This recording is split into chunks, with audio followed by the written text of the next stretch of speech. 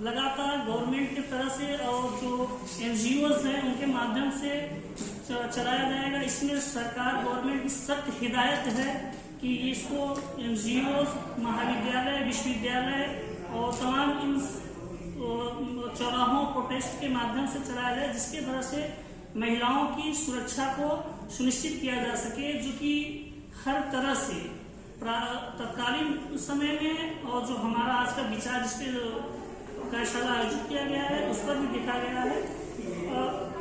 इसमें डिपेंड ये करता है कि जो नारी सिद्धांत समानता संविधान में दिया गया है, प्रस्तावना के साथ साथ हम मौलिक अधिकार और मौलिक कर्तव्यों के साथ निर्देशन में भी शामिल किया गया है, जो कि महत्वपूर्ण भूमिका निभाता है। लेकिन अगर हम उसको पृष्ठभूमि में देखें कि कितनी हद तक वो प्रासंगिक है, कितना उसको फॉलो किया जा रहा है, कितना चल रहा है, तो कहीं न कहीं असफलताएं ही देखने को मिलती हैं। अगर ये असफलताएं न होती तो आज ये जो सामाजिक कुरीतियां व्याप्त हैं वो हमारे सामने निकल के ना आती। इसके साथ साथ ये भी है कि गवर्नमेंट मिशन शक्ति के तहत जो जीरो टॉलरेंस के माध्यम से इस कार्यक्रम को चलाया जा रहा है, उसमें भी इसकी योगदान है।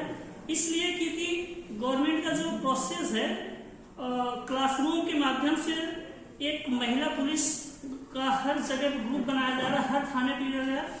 इसमें ये जो उत्तर प्रदेश में 1535 पुलिस थाने हैं, सब में महिला डेस्क की स्थापना की गई है और उसके साथ साथ क्लासरूम भी दिए गए हैं। और महिलाओं के हेल्प के लिए गवर्नमेंट की तरफ से 1090, 112, 1976 और 1098 और साथ साथ 102 नंबर भी डिस्प्ले किया जाएगा। साथ साथ महिला शिकायतकर्ता भी जिसका सीधा ऑनलाइन या फोन के माध्यम से, SMS के माध्यम से अपनी शिकायत दर्ज कर रहे हैं, उनकी सुविधा के अनुसार ये कार्यक्रम किया गया।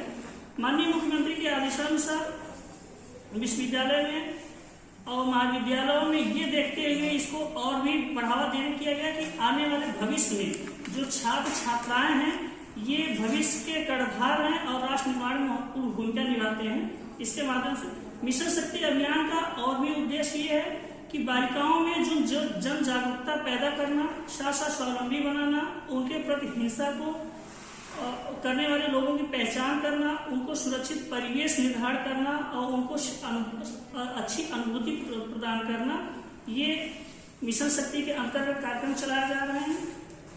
हम अब बात करेंगे कन्या भ्रूण हत्या पे, जो हमारा आज का कार्यशाला का टॉपिक है। और सबसे पहले मैं शुरुआत करना चाहूँगा एक कविता कह लीजिए आप कुछ भी। कन्या भ्रूण हत्या की कीमत सबको चुकाना होगा, इसे रोकना है तो हम सबको आगे आना होगा। भ्रूण हत्या, कन्या भ्रूण हत्या जो है लड़कों को प्राथमिकता देने की, उनको लड़कों को प्राथमिकता देने की जानबूझ कर की गई एक हत्या है, जो गर्भ में ही आज के जो टेक्नोलॉजी विकसित हुए हैं उनके माध्यम से गर्भावस्था को चेक करके उनको क्या होती निकाल फिर उनको गर्भ में ही मार दिया जाता है। इसके साथ साथ देखें तो इसमें पौराणिक पुराने समय से चली आई लोगों की जो विचारधाराएं हैं, कुंठित विचारधाराएं हैं, उनको भी प्रदर्शित करती है। और अभी लेटेस्ट यूनिसेफ की रिपोर्ट आई थी। रिपोर्ट में ये कहा गया है कि भारत में सुनियोजित लिंग भेद के कारण लगभग जनसंख्या के लगभग 5 करोड़ लड़कियां एवं महिलाएं गायब चल रही हैं प्रेजेंट की जनसंख्या में। उसके साथ साथ जो सेक्स रेशियो है अदर कंट्रीज में, अदर देश में अगर देखा जाए तो प्रति 100 मेल पर लगभग 105 फीमेल का रेशियो, सेक्स रेशियो निकल के आता है। एग्जाम्पल आप लातविया में देख सकते हैं, बेलारूस में देख सकते हैं, रूस में, रशिया में देख सकते हैं। अगर वही इंडिया की बात करें तो प्रति 193 फीमेल का रेशियो निकल के आता है।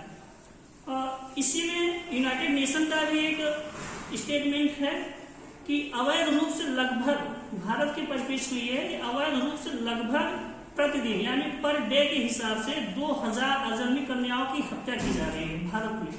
यूनाइटेड नेशन की रिपोर्ट है, उसको मैंने मेंशन किया है। और साथ साथ ये चीजें, इसमें अगर कुछ हद तक अगर हम नीचे देखें कि जो कन्या भ्रूण हत्या हो रही है उसकी प्राथमिकता क्या है, उसके पीछे कारण क्या है, इसमें हम कुछ चीजों में डिवाइड कर सकते हैं। जैसे कि पहला हम आर्थिक उपयोगिता में कर सकते हैं। आर्थिक उपयोगिता में ये देख सकते हैं कि इसमें पुत्रियों की तुलना में पुत्रों को ज्यादा महत्व दिया जाता है। जैसे कि पुत्र जो होते हैं, अगर ग्रामीण परिवेश में देखा जाए तो वो खेत पे काम करने में उनका जो मेन पावर होता है उसको ज्यादा इम्पोर्टेंट देते हैं। साथ साथ पारिवारिक जो व्यवसाय होता है, ट्रेड होता है, उसमें भी इम्पोर्टेंट विचारधारा भी देते हैं। और परिवार की जो अपनी विकास विचारधाराएं उसमें ये होती हैं कि अगर पुत्र होगा तो वृद्धावस्था में हमारे साथ रहेगा और हमारे वृद्धावस्था में वो हमारा सहयोग देगा। उसके साथ साथ एक चीज ये भी है कि अगर पुत्र रहेगा तो वो शादी करके पुत्रवधू लाएगा, घर की लक्ष्मी की बढ़ोतरी करेगा। साथ साथ एक जो और भी कुरीतियां हैं, अगर उसे कोट किया जाए तो दहेज की, वो अगर पुत्रवधू आएगी तो हमारे इनकम में, अभी इनकम में नहीं कर सकता है लेकिन टोटल कॉस्ट में वृद्धि होगी, दहेज के रूप में हमें धन भी लेके आएगी। ये आर्थिक उपयोगिता में देख सकते हैं। साथ साथ एक और है सामाजिक आर्थिक उपयोगिता। इसमें हम ये देख सकते हैं कि भारत में, उत्तर भारत में खास करके हर जगह भारत की बात कर सकते हैं, पुरुष प्रधान लोगों का इंपॉर्टेंट प्रथा जो चली आ रही है, वंश चलाने की प्रथा, कि अगर लड़का रहेगा तो हमारा वंश आगे बढ़ता रहेगा। इस प्रथा को देखते हुए सामाजिक पृष्ठभूमि जो कम से कम एक पुत्र होना जो समाज की विचारधारा है वो इंगित करता है, वो अनिवार्य बनाता है। और साथ साथ इसमें ये भी होता है कि अगर एक पुत्र से ज्यादा, एक बेटे से ज्यादा अगर बेटे होते हैं तो उनकी सामाजिक ओहदे में भी प्रतिष्ठा आती है। वो अपने ओहदे को बढ़ाने के लिए एक पुत्र से ज्यादा, हमारे कई पुत्र हैं। इस विचारधारा को लेकर के साथ साथ अगला है कि धार्मिक कारण में, धार्मिक कारणों में हम ये देखते हैं कुछ ऐसे धार्मिक कारण हैं जिसमें धर्म ग्रंथों में उतना हमें अभी नहीं स्टेटमेंट, लेकिन मान्यताएं इतना दी गई हैं कि पुत्र ही